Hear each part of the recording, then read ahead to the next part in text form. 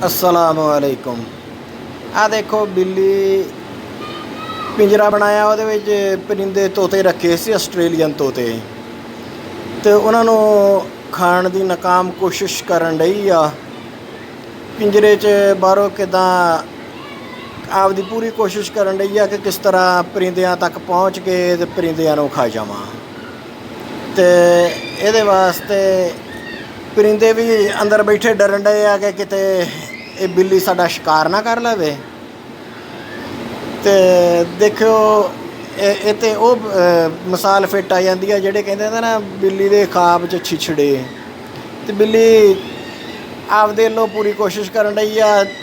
हुण लुक गई आ, थोड़ी देर बाद इन्हें देखना दोबारा इत्थे कंध दे उत्ते बैठी बिल्कुल ताड़ ला के ते परिंदियां अल देखण रही आ भी किस तरह ਕਿਹੜਾ वक्त आ जाए कि परिंदा मैं शिकार करके तो उन्होंने खा लवां।